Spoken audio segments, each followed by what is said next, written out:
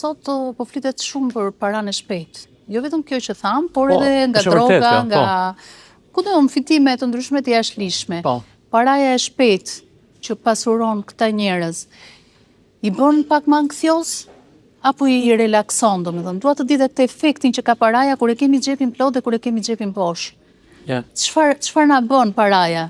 Është ajo që thash, domethënë në momentin kur ti merr diçka që nuk je mësuar ta marrësh, është njësoj sikur të marrin diçka që je mësuar ta marrësh.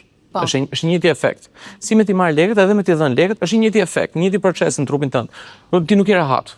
Domethënë more shumë do t'i japësh. Tani, për pjesën e këtyre njerëzve që merren me drogë ose me këto kriminalitet, unë e them edhe në trajnimet e mia. Po, nëse doni të pasuronin shpejt, i them merruni me drogë valla. Merrni me drogë, por keni parasysh hap klap, disclosure, mund të vdisni ose të përfundoni në burg për shumë kohë. Ama është zgjedhje, domethënë ne bëjmë zgjedhje në jetë. Dhe zgjedhjet kanë pasoja. Sigurisht që kjo që po them, që promovoj unë, është që ti të mos rrisësh direkt portofolin, por të rrisësh vlerat e tua, edhe pastaj portofoli jot. Patjetër që do vinë. Domethënë ti do të punosh më shumë se sa paguash, që pastaj të paguash më shumë se sa punon.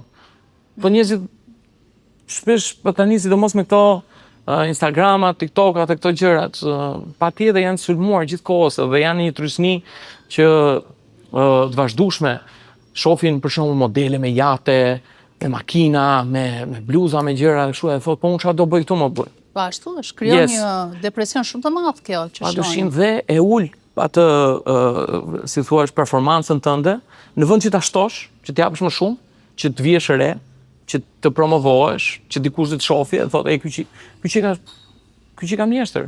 Unë do ta bëj, unë vdes të shoh njerëz për shkakun që japin maksimumin punë dhe e kam këtë në të gjitha bizneset që kam, në gjitha vendet ku unë punoj. I them, më trego çfarë di të bësh, nesër pas nesër jemi pronar biznesi bashkë.